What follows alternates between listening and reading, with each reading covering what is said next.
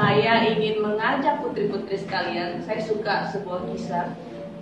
Saya kadang-kadang suka kisah-kisah yang jarang dibacakan, yang jarang diceritakan di sekolah minggu. Saya mau tanya, kalian pernah gak ceritain?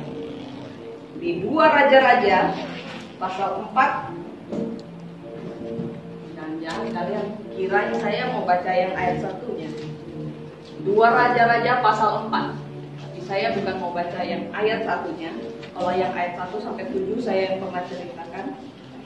Minyak seorang janda, tapi saya mau bacakan yang berikutnya, yang setelahnya, yaitu Sunem. Siapa yang panggilannya Sunem? Enggak ya, enggak ada ya. Yaitu perempuan Sunem. Jadi cerita tentang 2 Raja-Raja pasal 4 ayat 8 sampai selesai ya, sampai 37, agak panjang ceritanya. Tapi sangat menarik buat saya. Ada nggak yang pernah cerita itu, cerita ini? Ada, udah pernah. Jadi kira-kira udah tahu nih, cerita tentang perempuan Sunem dengan anaknya. Dan ini cerita benar-benar jarang, sampai namanya aja nggak ada. Ya, sampai namanya aja nggak ada. Kalau cerita Hana langsung udah tahu. Oh, cerita Hana udah tahu. Cerita Esther udah langsung tahu. Ya, cerita lagi Maria sudah langsung tahu. Cerita apa lagi? Batsheba sudah tahu ya. Semua yang wanita-wanita ada namanya. Tetapi ini perempuan Sunem ini dibilang perempuan Sunem aja. Bahkan nggak ditulis namanya. Mari kita baca di 2 Raja-Raja pasal 4 ayat 8 sampai 37. Kita baca silih berganti. Kita baca tentang perempuan Sunem. Dan silih berganti, saya 8, berikutnya 9, 10 saya, 11 putri-putri sekalian, dan sampai 37. Pada suatu hari Elisa pergi ke Sunem. Di sana tinggal seorang perempuan kaya yang mengundang dia makan. Dan seberapa kali ia dalam perjalanan, singgahlah ia ke sana untuk makan. Berkatalah perempuan itu kepada suaminya, sesungguhnya aku sudah tahu bahwa orang yang selalu datang kepada kita itu adalah abdi Allah yang kudus.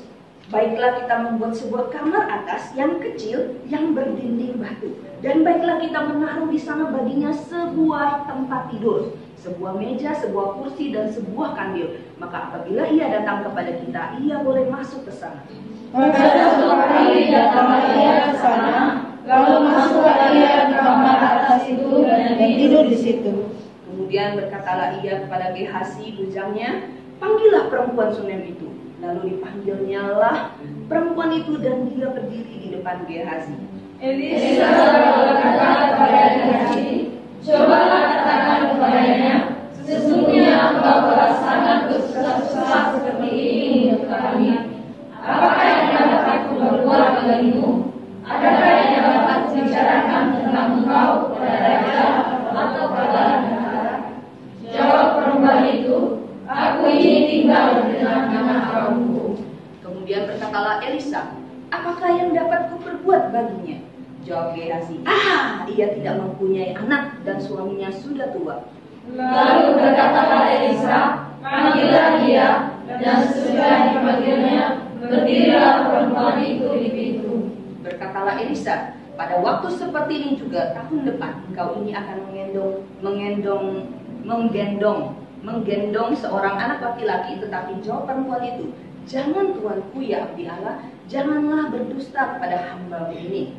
Mengandunglah perempuan itu, lalu melahirkan seorang anak laki-laki. Pada waktu seperti itu juga, pada tahun berikutnya, seperti yang dikatakan Elisa kepadanya. Setelah anak itu menjadi besar, pada suatu hari keluarlah ia mendapatkan ayahnya di antara penyabit-penyabit gandum. Tiba-tiba bercerita ia kepada ayahnya, aduh kepalaku, kepalaku. Lalu berkata ayahnya kepada seorang bujang, angkatlah dia dan bawa kepada ibunya. Diangkatnyalah dia, dibawanya pulang kepada ibunya. Duduklah dia di pangkuan ibunya sampai tengah hari, tetapi sesudah itu matilah dia. Lalu naiklah perempuan itu, dibaringkannyalah dia di atas tempat tidur abdi Allah itu, Ditutupnyalah pintu dan pergi, sehingga anak itu saja di dalam kamar. Sesudah itu ia memanggil suaminya serta berkata, "Suruh kepadaku salah seorang bujang dengan membawa seekor keledai betina. Aku mau pergi dengan segera kepada abdi Allah itu dan akan terus pulang." Berkatalah suaminya, "Mengapakah pada hari ini engkau hendak pergi kepadanya, padahal sekarang bukan bulan baru dan bukan hari Sabat?" Jawab perempuan itu, "Jangan khawatir."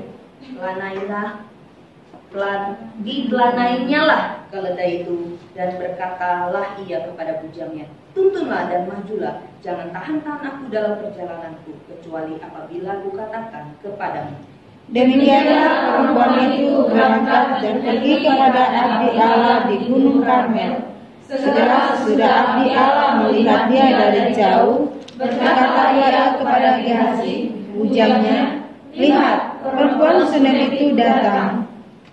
Larilah menyongsongnya dan katakanlah kepadanya, "Selamatkah engkau? Selamatkah suamimu? Selamatkah anak itu?" Jawab perempuan itu, "Selamat." Dan sesudah ia sampai ke gunung itu, dipegangnya kaki abdi Allah itu, tetapi Gehazi mendekat hendak mengusir dia. Lalu berkata abdi Allah, "Biarkanlah dia, hatinya pedih. Tuhan menyembunyikan hal ini daripadaku, tidak memberitahukannya kepadaku." Lalu berkatalah perempuan itu, "Adakah ku minta seorang anak laki-laki daripada tuanku? Bukankah telah kukatakan, jangan aku diberi harapan kosong?" Maka berkatalah Elisa kepada Gehazi, "Ikatlah pinggangmu, bawalah tongkatku di tanganmu dan pergilah. Apabila engkau bertemu dengan seseorang, janganlah beri salam kepadanya, dan apabila seseorang memberi salam kepadamu, janganlah balas dia. Kemudian taruhlah tongkatku ini di atas anak itu." Tetapi berkatalah ibu anak itu, "Demi Tuhan yang hidup dan demi hidupmu sendiri, sesungguhnya aku tidak akan meninggalkan engkau." Lalu bangunlah Elisa dan berjalan mengikuti perempuan itu. Adapun Gehazi telah berjalan mendahului mereka dan telah menaruh tongkat di atas anak itu, tetapi tidak ada suara dan tidak ada tanda hidup. Lalu kembalilah ia menemui Elisa serta memberitahukan kepadanya. Katanya, "Anak itu tidak bangun." Dan ketika Elisa masuk ke rumah, ternyata anak itu sudah mati dan terbaring di atas tempat tidurnya. Sesudah ia masuk, ditutupnya pintu, sehingga ia sendiri dengan anak itu di dalam kamar. Kemudian berdoalah ia kepada Tuhan. Lalu ia membaringkan dirinya di atas anak itu, dengan mulutnya di atas mulut anak itu, dan matanya di atas mata anak itu, serta telapak tangannya di atas telapak tangan anak itu. Dan karena ia meniarap di atas anak itu, maka menjadi panaslah badan anak itu. Sesudah itu ia berdiri kembali dan berjalan dalam rumah itu, sekali ke sana dan sekali ke sini. Kemudian meniarap pula lah ia di atas anak itu. Maka bersihlah anak itu sampai 7 kali, lalu membuka matanya. Kemudian Elisa memanggil Gehazi dan berkata, "Panggillah perempuan Sunem itu." Dipanggilnyalah dia, lalu datanglah ia kepadanya. Maka berkatalah Elisa, "Angkatlah anakmu ini."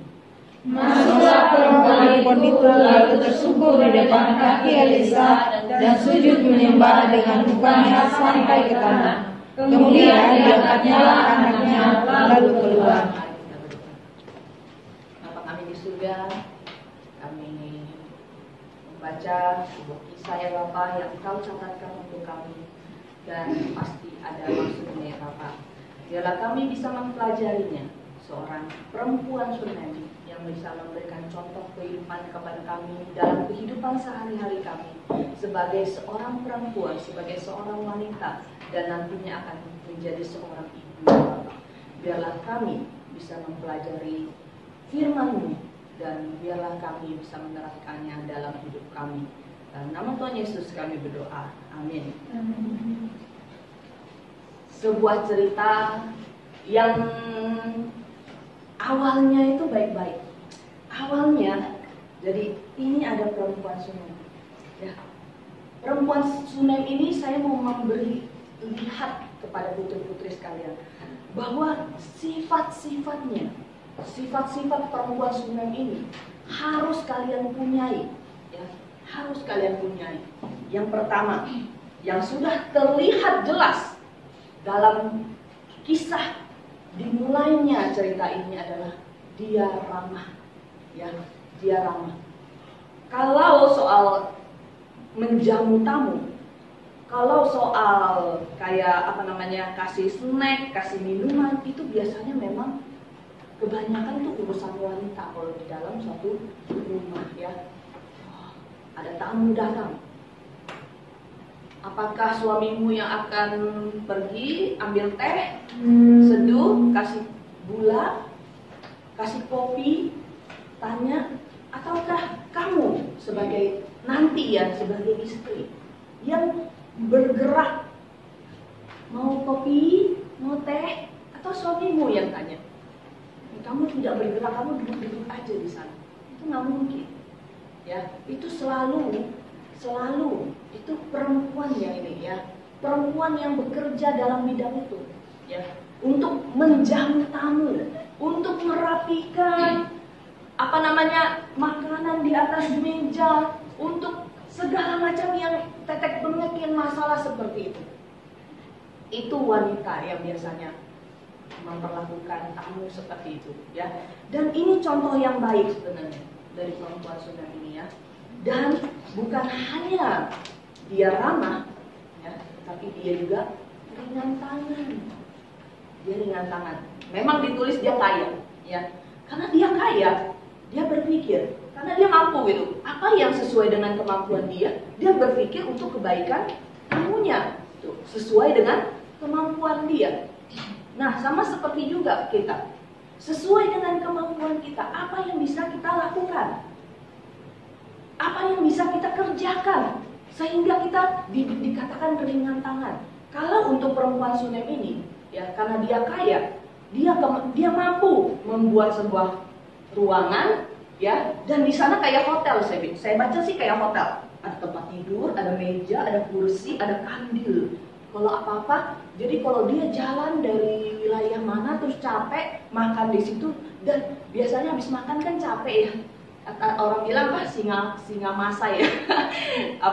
Kalau habis makan kenyang, ngantuk. Biasanya gitu ya.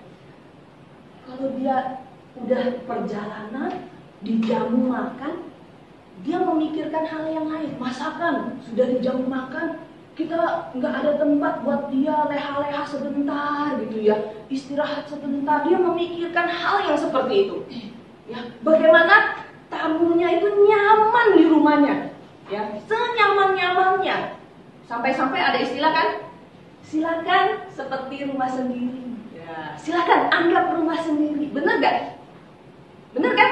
Pasti gitu kan tamunya. Silakan makan, anggap rumah sendiri. Silakan anggap rumah sendiri. Bagaimana kalau udah silakan anggap rumah sendiri, tapi kok gak nyaman di rumah sendiri? Gak mungkin kan? Gak mungkin itu bisa nyaman kalau bukan rumah sendiri, bener gak? Kalau dia dibikin sampai senyaman-nyamannya kayak rumah sendiri, itu baru benar gitu. Gak mungkin kalau dibilang silakan kayak rumah sendiri, waduh, langsung lihatnya aja, mau jalan ke sini ada barang, mau jalan ke situ ada barang, jadi kayak bukan rumah sendiri, ini kayak labirin katanya. Waduh, ini hati-hati nanti ada barang pecah belah gitu, takut gitu kan. Dia sampai perempuan Sunem ini sampai memikirkan bagaimana senyaman-nyamannya, bagaimana dia menghargai hamba Tuhan, ya. Hamba Tuhan dia hargai. Sama, makanya mesti pernah selalu ingat-ingat, ya. Pokoknya di gereja harus, atau di rumah harus ada satu kamar yang spesial. Kalau misalnya datang satu tamu, ya, dadakan mau dari mana kek, mau jemaat, mau apa kek, ada tempat yang nyaman, ya, tempat yang nyaman, yang kayak rumah sendiri. Kalau kita dikasih di gudang gimana sih kayak rumah sendiri? Nggak mungkin, tadi itu bukan rumah sendiri. Kita kan rumah kan bukan gudang gitu ya. Jadi bagaimana kita itu konsep kita tuh harus kita pikirkan. Kalau tamu datang bertamu di rumah kita harus pikirkan bagaimana kenyamanan tamu. Itu yang kalau sebagai wanita harus berpikir tentang itu. Bagaimana membuat nyaman tamunya. Dan yang menarik akhirnya di ayat 13. Yang saya agak lama di sini ayat 13. Elisa berkata kepada Gehazi, coba katakan kepadanya, sesungguhnya engkau telah bersusah-susah seperti ini untuk kami. Dia sudah kasih kita makan setiap kali kita datang. Sekarang dia bangun lagi di kamar yang ada kasur, ada kursi, ada meja. Waduh, kayaknya perlakuannya VIP gitu loh. Dan orang tuh kayak takut gitu loh. Ini kayak ada sogokan. Terus ditanya, apa yang bisa diperbuat nih buat kamu? Kira-kira apa yang bisa saya bicarakan? Kamu mau saya ngomong apa? Ke raja kek?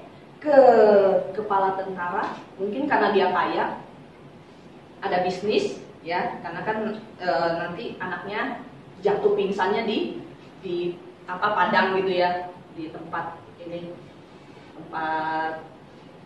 apa namanya itu, di tempat itu namanya pekerja ya, penyabit ya, mungkin ladang, di ladang, anaknya pingsan di ladang. Mungkin dia kaya, mungkin ada masalah perizinan lah, apalah. Mungkin dia pikir, wah ada maksudnya ini. Sekarang udah beberapa kali diajak makan, sekarang dibangunkan rumah, dibangunkan ruangan, ada maksudnya apa? Nah, kadang-kadang orang begitu juga.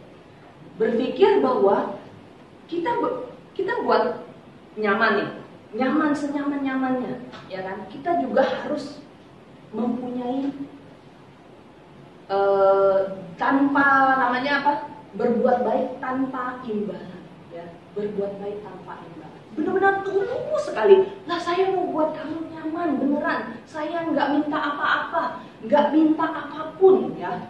Bahkan saya nggak memikirkan saya merasa, dan jawaban perempuan itu juga bijak.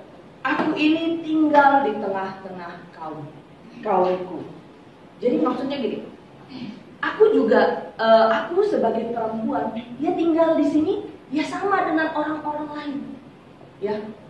Jangan perlakukan saya istimewa hanya karena saya mengistimewakan atau membantu, sudah melakukan hal ini dan hal itu. Saya tidak istimewa. Saya sama dengan wanita-wanita lain. Saya tidak perlu apapun, ya. Dan ini sangat indah. Wanita yang melakukan apapun tanpa pamrih, ya, tanpa membutuhkan balasan. Itu yang sangat indah. Jangan ada pepatah ya. Wah, saya mau kasih dia ini supaya nanti lain kali. Kan taktik. Dia lagi mikir-mikir. Kalau kayak saya kasih dia ini, dia bisa menurut sama saya. Iya ya, kayaknya ya, kurang lebih. Atau kalau saya kasih dia ini, dia bisa kasih saya yang lain. Itu kan ada tujuannya, ya. Bukan begitu. Kalau kita kasih barang, kita harus kasih dengan setulus-tulusnya tanpa balasan.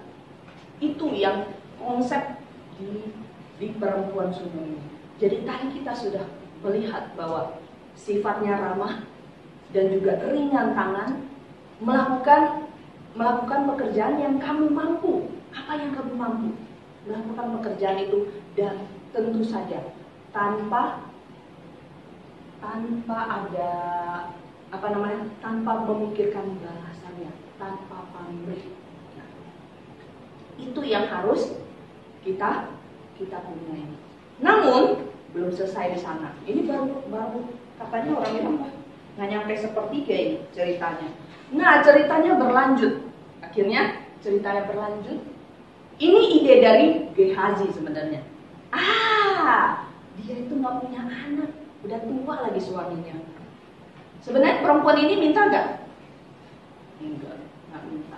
Saya jadi ingat, itu nanti mungkin saya ceritakan. Saya ada sebuah cerita sebenarnya. Ini saya sampaikan sedikit aja. Saya baca, ini ada buku. Jangan-jangan saya cerita sekarang. Ada buku melodi, sebenarnya melodi baca. Itu namanya King's Equal. King's Equal. Kings kan kalian tahu kan, raja. Equal itu artinya setara. Jadi yang sepadan sama raja.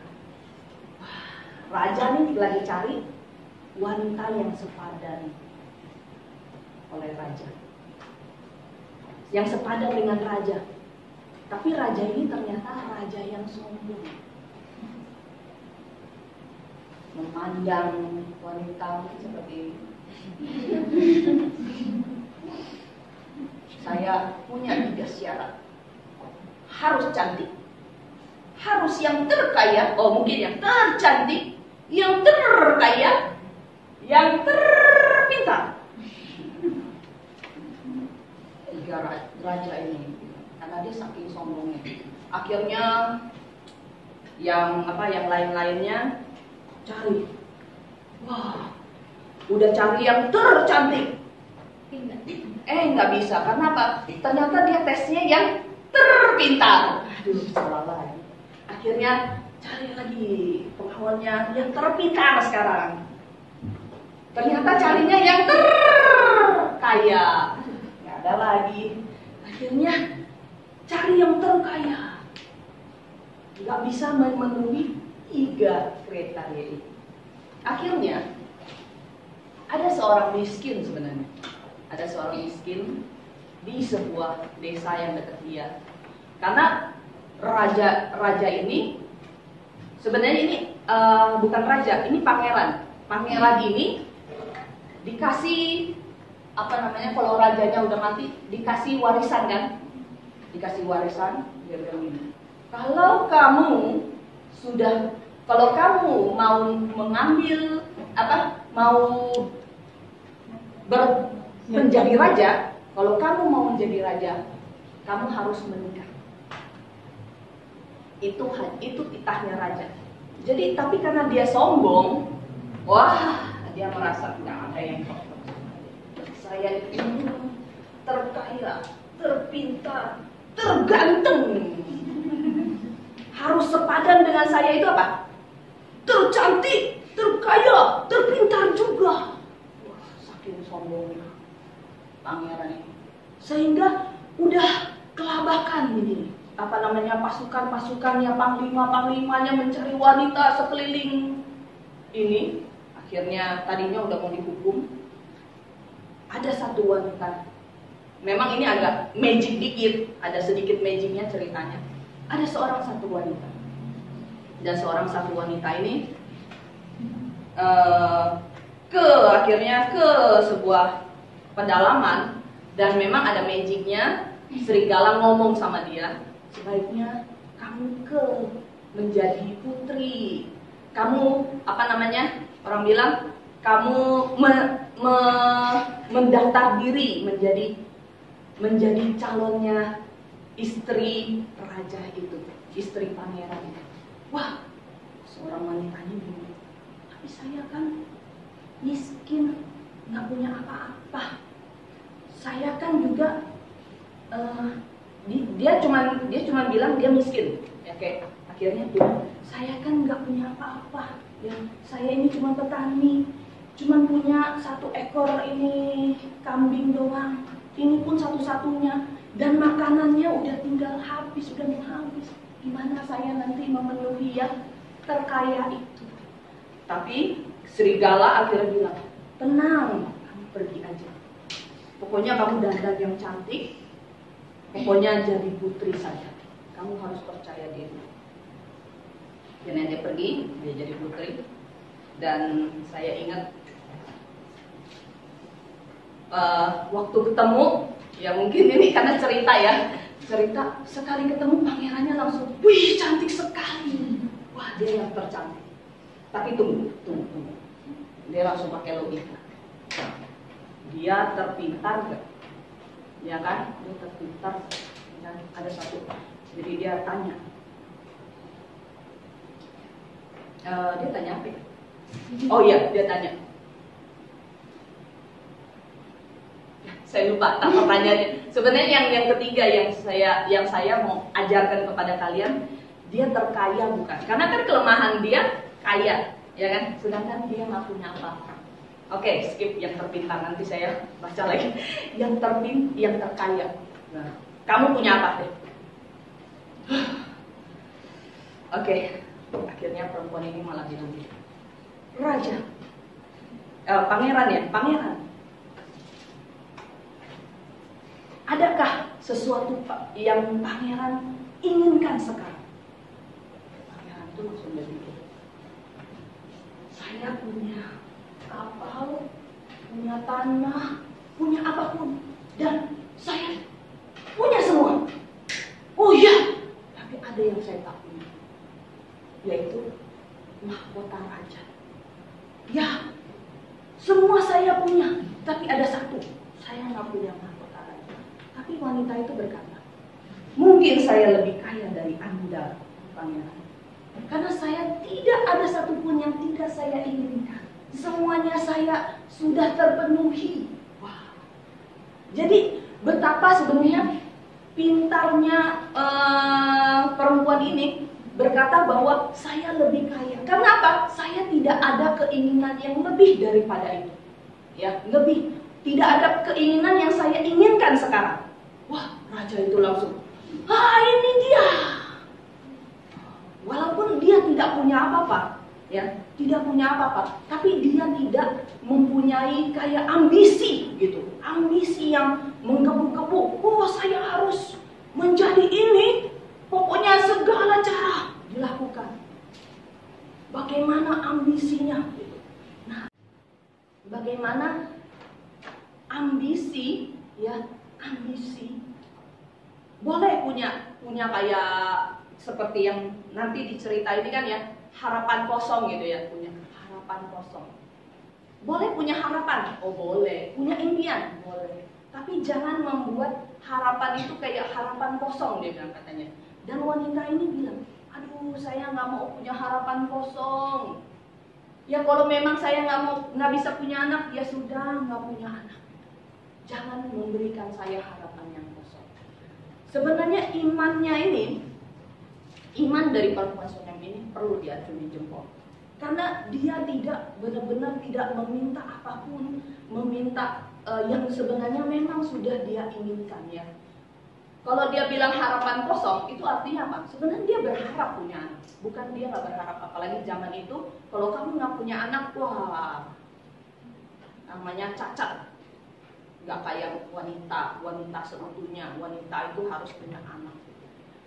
Nah, dia punya harapan. Oh iya, harapan dia mungkin udah bertahun-tahun dia minta pengen punya anak, sampai suaminya sudah tua. Akhirnya dia pun menyerah gitu ya. Dan tiba-tiba datang harapan. Kamu mau punya anak? Tahun depan ya, kamu bisa punya anak. Bagaimana? Tadinya saya nggak minta harapan kosong, sudah tidak usah dibalas kebaikan saya, ya kan? Namun sesuai dengan Elisa berkata, Tuhan kasih. Sukacita dong, wah sukacita.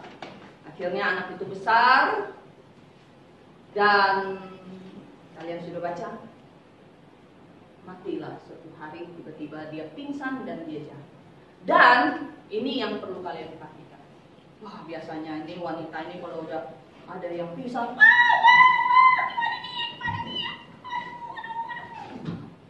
panik. Tapi enggak, ini berbeda. Wanita ini tidak panik.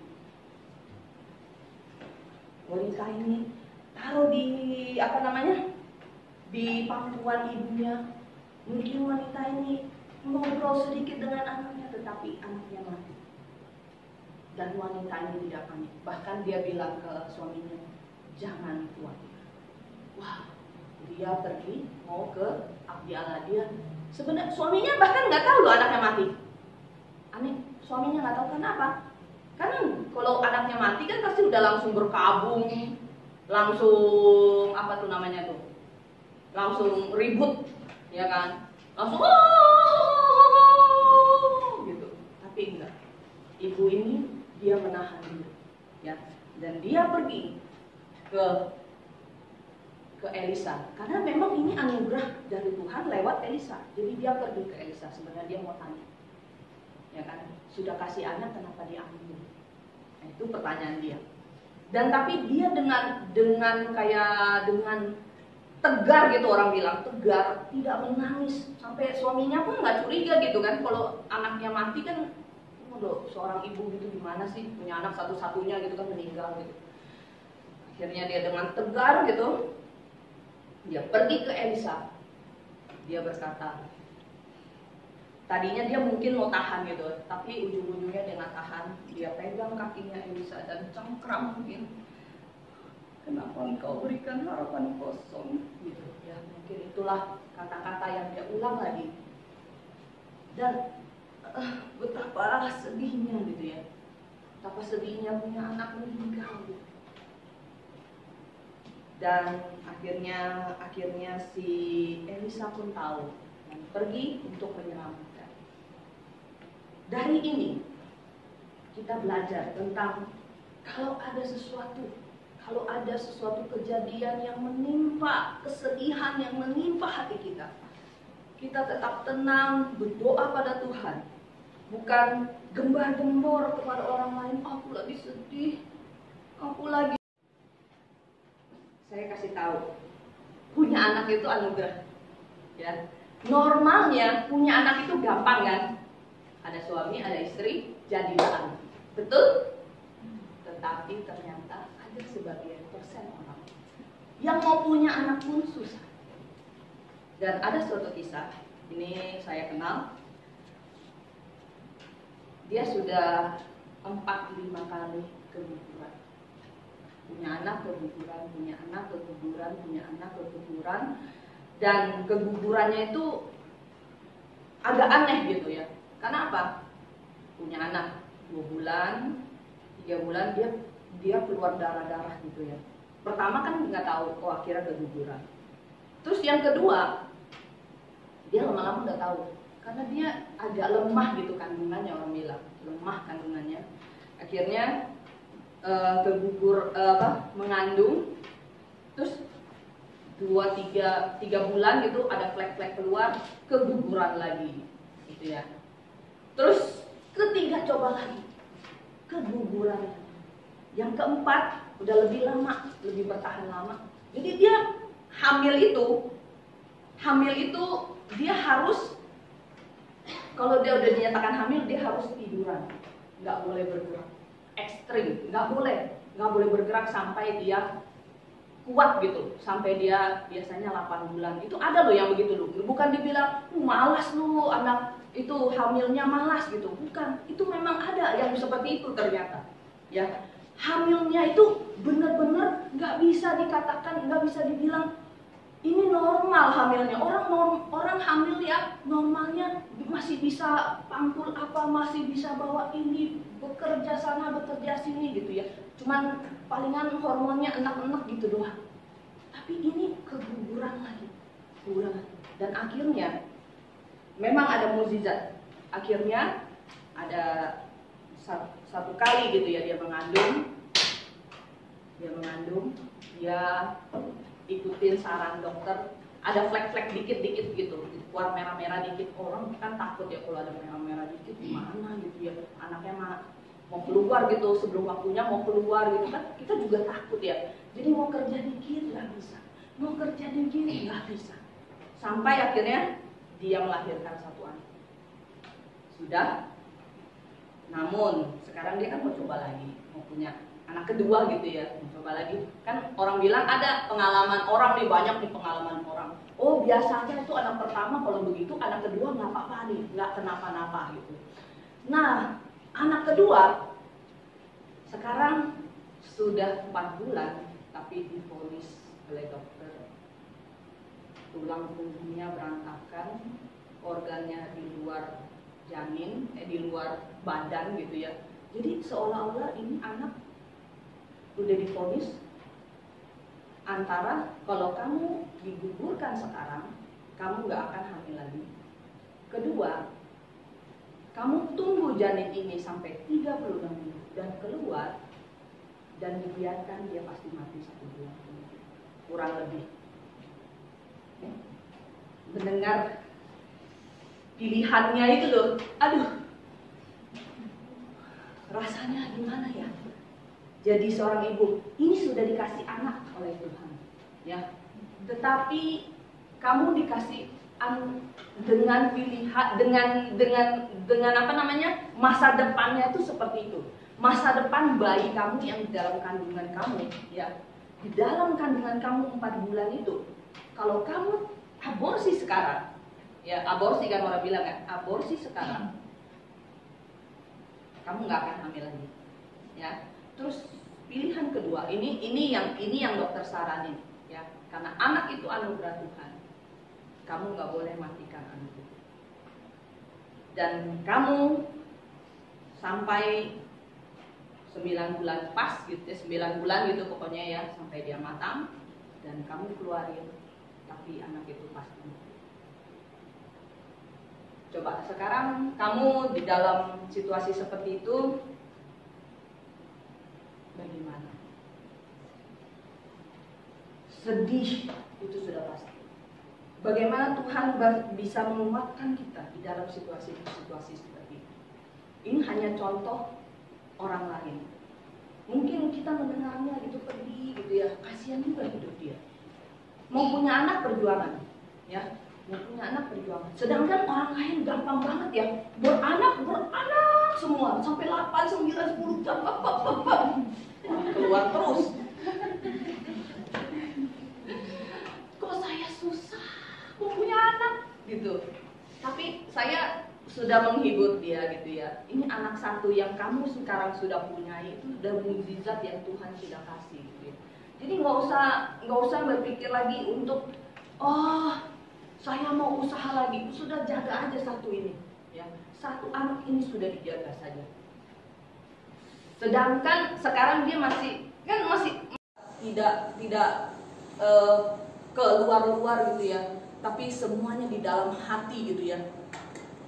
Akhirnya, tapi Tuhan melalui Elisa menjawab doanya, memberikan mukjizat kembali di dalam hidupnya. Jadi dia sudah mendapatkan 2 kali mukjizat, yaitu 1, mendapatkan seorang anak di masa tuanya, dan yang kedua, anaknya bangkit kembali. Seperti itulah kehidupan kita. Namun kehidupan kita itu harus sesuai kehendak Tuhan, ya, harus sesuai dilakukan melalui kehendak Tuhan, dan kita pun harus turut percaya pada Tuhan bahwa hidup kita serahkan pada Tuhan. Apapun yang terjadi, kita berdoa padanya, tidak usah panik, tidak usah mencari pertolongan dari orang-orang yang mungkin tidak bisa menolong kamu, tapi serahkan masing-masing pada Tuhan. Ya, pasti ada, setiap orang punya bebannya masing-masing, punya pergumulan masing-masing. Apakah itu sakit penyakit, keselamatan keluarga yang lainnya, ya, atau itu keuangan, masalah mau menikah, urusan keluarga yang kayak benang gitu, muter-muter gitu ya. Tapi kita serahkan semuanya pada Tuhan. Dan lihatlah perempuan Sunem, dari awal sampai ujungnya dia tidak ada kepanikan. Dengan ketulusan dari pertama dia melakukan semua seperti yang Tuhan inginkan sebagai perempuan. Dia ramah, dia ringan tangan, dan dia bahkan tidak meminta apapun untuk balasan apa yang telah dia buat. Dan Tuhan memberikan sesuatu padanya, dan dia bertanya lagi pada Tuhan, apa yang sudah kamu berikan. Kalau memang sudah mau diambil, ambil. Kalau memang tidak diambil, tolong bantu. Itulah doa dari seorang perempuan Sunem yang berdoa bagaimana minta pertolongan Tuhan dalam hidup dia. Mari kita berdoa. Bapa kami yang di surga, kami berdoa dan Kau yang pimpin kami, Kau yang tuntun hidup kami sebagai seorang wanita. Biarlah kami mempersiapkan diri, mempersiapkan bagaimana kami bisa hidup sesuai dengan kehendak-Mu ya Bapa. Biarlah kami di sini selalu bersandar padamu, ingat firman-Mu, dan juga nanti pada saat kami ke ladang pelayanan ya Bapa, kami selalu ingat bahwa kami ada Engkau yang Maha Kuasa. Dan biarlah kami semua belajar dari firman-Mu, berserah padamu sebagai seorang wanita, tanpa perlu melakukan apapun.